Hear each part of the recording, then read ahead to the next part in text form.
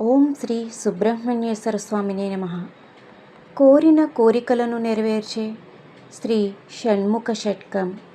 సంతానం, సంసారం, సంపద వృద్ధి కోసం తప్పకుండా వినవలసిన షణ్ముఖ స్తోత్రం. ఈ స్తోత్రం నిత్యం పఠించడం వల్ల రాహుగ్రహ, కుజగ్రహ దోషాలు, శత్రుబాధలు, రోగబాధలు, పిశాచ బాధలు తొలగిపోయి అఖండ ఐశ్వర్యం ప్రాప్తిస్తుంది. ఈ స్తోత్రం భక్తితో, శ్రద్ధతో పఠిస్తే కష్టాలనేవి దరిచేరవు. మీరు వేసే ప్రతి అడుగు విజయవంతమవుతుంది. ముందుగా ఈ వీడియోకి ఒక లైక్ చేసి నా ఛానల్ని సబ్స్క్రైబ్ చేసుకోండి. నా ఛానల్ గ్రోత్కి సపోర్ట్ చేయండి. గిరితనయాసుత గంగాపయోదిత గంధ సువాసిత బాలతను గుణగణభూషణ కోమల భాషణ క్రౌంచ విధారణ కుందతను గజముఖ సోదర దుర్జయ దానవ సంగ వినాశక దివ్యతను జయ జయ హే గుహ షణ్ముఖ సుందర దేహి రతిం తవ పాదయుగే ప్రీతిగిరి సంస్థిత భక్త హృది స్థిత పుత్రధన ప్రదరమ్యతనో భవభయమోచక భాగ్య విదాయక భూసుతవారసు పూజ్యతనో బహుభుజ శోభిత బంధ విమోచక బోధ ఫలప్రద బోధతనో జయ జయ హే గుహ షణ్ముఖ సుందర దేహి రతిం తవ పాదయుగే శమధన మానిత మౌని హృదాలయ మోక్షకృదాలయ ముగ్ధతనో శతముఖ పాలక శంకర తోషక శంఖ సువాదక శక్తితనో దశశత మన్మథ సన్నిభ సుందర కుండల మండిత కర్ణ విభో జయ జయ హే గుహ షణ్ముఖ సుందర దేహి రతిం తవ పాదయుగే గుహ తరుణారుణ చేల పరిష్కృత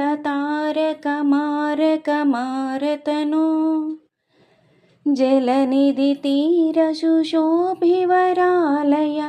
శంకర సన్నుత దేవగురో విహిత మహద్వర సామని మంత్రిత సౌమ్య హృదంతర సోమతనో జయ జయ హే గుహ షణ్ముఖ సుందర దేహి రతిం తవ పాదయుగే లవలికయా సహ కేలికలాపర దేవసుతార్పిత మాల్యతనో గురుపద సంస్థిత శంకర దర్శిత తత్వమయా ప్రణవార్త విభో విధిహరి పూజిత బ్రహ్మసుతార్పిత భాగ్యసుపూరక యోగితనో జయ జయ హే గుహ షణ్ముఖ సుందర దేహి రతిం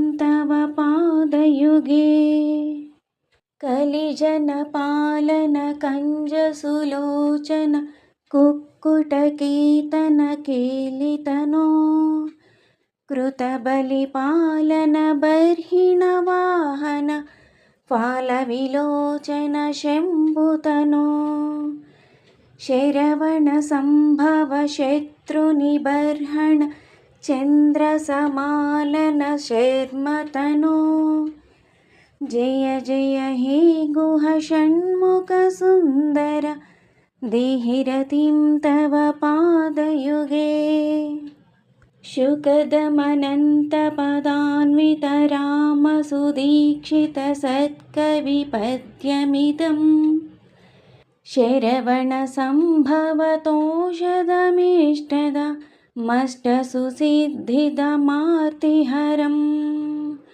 पठति शृणोति च भक्तियुतो यदि भाग्यसमृद्धिमतो लभते।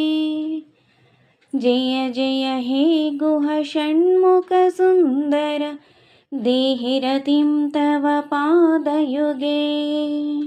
इति श्री अनन्तरामदीक्षितकृतं షణ్ముఖస్తోత్రం సంపూర్ణం. నా వీడియో కనుక మీకు నచ్చినట్లయితే లైక్ చేయండి, షేర్ చేయండి, సబ్స్క్రైబ్ చేయండి.